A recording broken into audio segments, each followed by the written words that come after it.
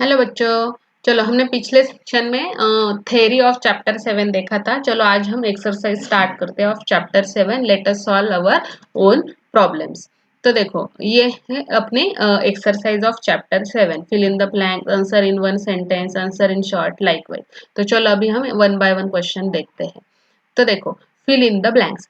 Turning a blind eyes toward problem makes them worst. वो ज्यादा worst हो जाएंगे। ओके, हमने अगर सोचा कि नहीं हमें कुछ पता ही नहीं वो प्रॉब्लम के बारे में और हम ऐसे बोल देंगे कि हमने वहां से मीन्स बैक कर लिया, तो क्या हो जाएगा, वो प्रॉब्लम्स और ज्यादा वर्स्ट हो जाएंगे। It is important to be able to identify the issues. वो ज्यादा इंपॉर्टेंट है अपने इश्यूज को आइडेंटिफाई करना। Answer in the one sentence. What is mean by issues in the civic life? The problem faced by people in cities and villages are called the issues in the civic life. जो भी problem face करते हैं peoples cities में और villages में, उन problems को क्या बोला जाता है? Issues in civic life. How can problems in civic life be solve? हम प्रॉब्लम कैसे सॉल्व कर सकते हैं? Problems in civic life can be solve through everyone's efforts and cooperation. हर एक के एफर्ट से, हर एक ने पार्टिसिपेट करना चाहिए प्रॉब्लम सॉल्यूशन में, कोऑपरेट करना चाहिए, तब जाके ये प्रॉब्लम सॉल्व हो सकते हैं। नेक्स्ट है answer in short. Explain the concept of cleaning the village through श्रमदान। ये श्रमदान जो कंसेप्ट है टू क्लीन द विलेजेस, वो हमें एक्सप्लेन करनी है। The people of Khudawadi village in Osmanabad district clean their village through shramdaan और वॉलेंटरी कॉन्ट्रीब्यूशन ऑफ लेबर्स।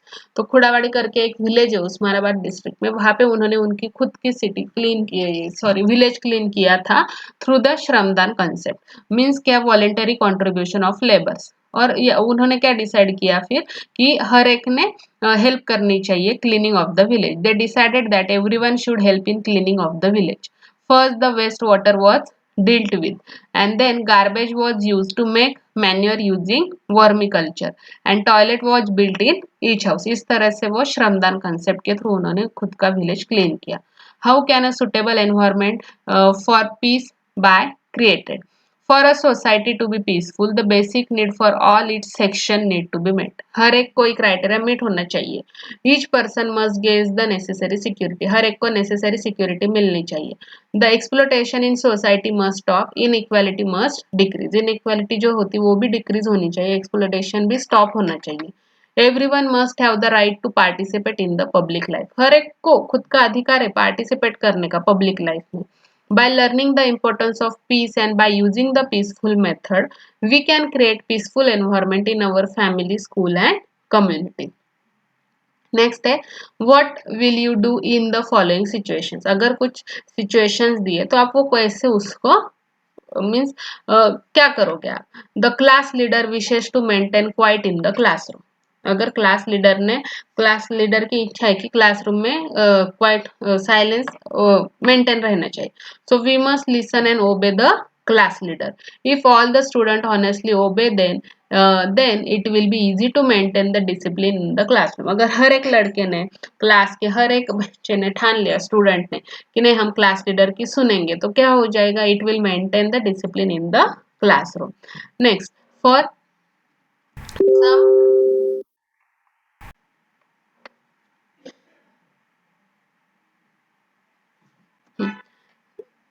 तो हर एक बच्चे ने सोचा कि हम क्लास लीडर की सुनेंगे तो डिसिप्लिन मेंटेन हो जाएगा। अभी नेक्स्ट है, for some avoidable reason the maths teacher, ये हर maths teacher is unable to attend the class today. Means कुछ ऐसा रीजन था कि वो अवॉइड नहीं कर सकती थी और वो क्लास अटेंड नहीं कर पा सकती थी।